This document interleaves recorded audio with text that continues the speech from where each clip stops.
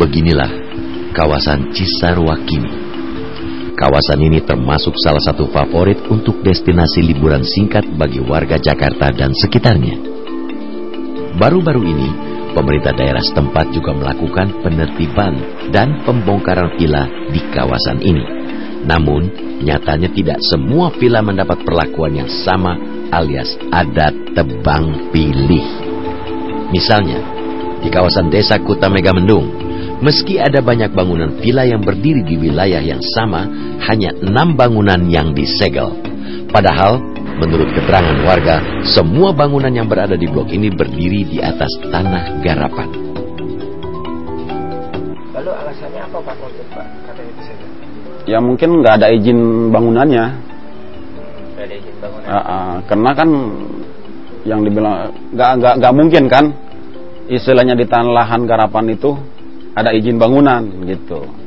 Ya, sementara kalau memang toh mau dibongkar, bongkar semua gitu kan, saya nggak keberatan. Asal semua bangunan yang ada di lahan tanah garapan itu bongkar semua. Kalau mau segel, segel semua gitu. Ini nggak semua? Yang nggak semua. Seperti yayasan yang benar-benar bangunannya kokoh itu nggak disegel. Yang Resianel itu yang benar-benar bangunannya permanen itu. Pak Ajis juga yang benar-benar bangunannya kokoh nggak disegel. Kenapa kok punya saya ini bangunannya seperti begini disegel gitu? Senasib dengan villa lainnya, bangunan yang sudah berdiri sejak tahun 2006 ini kini disegel. Statusnya memang kita masih belum punya sertifikat yang jelas itu. Kita hak garap Pak. Jadi kalaupun memang ada pembongkaran itu sebenarnya bukan solusi Pak. Kalau Bapak lihat aja dibongkar dibiarin aja. Sudah menjadi rahasia umum, para pejabat dan kalangan berduit di ibu kota Jakarta juga banyak yang memiliki villa di kawasan Puncak. Di kawasan Cisarua bahkan ada sebuah kompleks villa yang pemiliknya adalah pejabat. Kompleks eksklusif ini bahkan memiliki pintu gerbang khusus yang selalu dijaga petugas keamanan. Tidak sembarang orang bisa masuk ke kawasan ini. Tim Realitas sendiri juga harus meminta izin lebih dulu sebelum diperbolehkan masuk. Dan nyatanya, villa-villa di kompleks ini masih kokoh berdiri.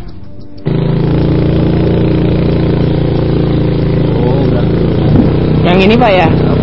Villa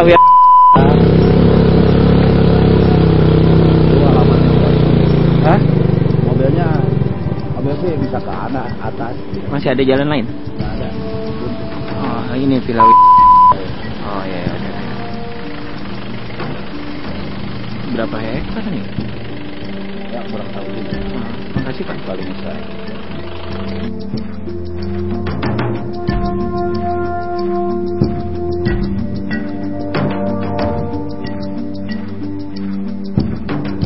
Saya masih teringat kalau disebutkan, mohon maaf kepada beliau-beliau yang terhormat. Ketika itu saya jadi ketua Komisi C tahun 2008. Kami rombongan masuk ke daerah sana. Memang luar biasa. Rombongan kami itu anggota DPRD Kabupaten Bogor tidak bisa masuk. Gerbang dikunci, bahkan sampai ada salah satu anggota kami gitu ya, saking kecewanya, keselnya, itu gemuk dimasukin pasir sama beliau. Saya ingat betul Pak Topik namanya itu, dari fraksi P3. Dia masukin, saking keselnya gitu. Kita undang resmi, tidak hadir. Padahal di Perda Kabupaten Bogor 3 kali berturut-turut kita undang, tidak hadir, maka kita minta bantuan Polri. Serbuan pembangunan villa nyatanya tidak hanya terjadi di kawasan Puncak.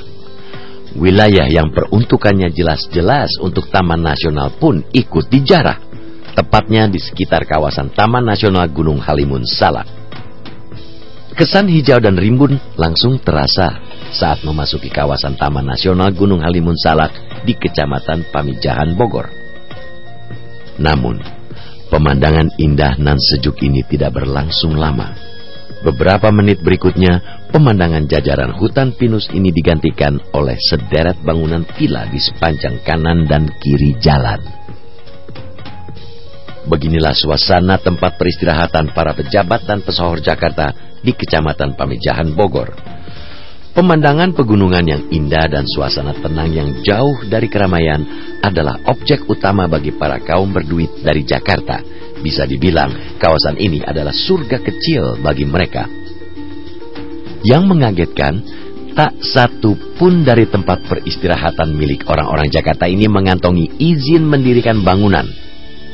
Di kawasan Lokapurna ini, setidaknya berdiri lebih dari 103 unit villa bodong. Nyatanya, hingga kini, bangunan itu juga masih kokoh berdiri hingga saat ini. Persoalannya, tak hanya absen kepemilikan IMB dan sertifikat tanah, keberadaan villa diduga juga menjara lokasi kawasan Taman Nasional Gunung Halimun Salak. Sejatinya, kawasan ini telah ditetapkan sebagai Taman Nasional sejak tahun 2003. Tahun 2010, tim Realitas mendatangi kawasan ini. Nyatanya, beberapa pesohor Jakarta juga yang memiliki villa-villa bodong tersebut. Beberapa nama yang tercatat diantaranya mantan Menteri Koperasi Zarkasih Nur, politisi Rizal Malarangeng, artis Ahmad Albar, dan Hari Kapri.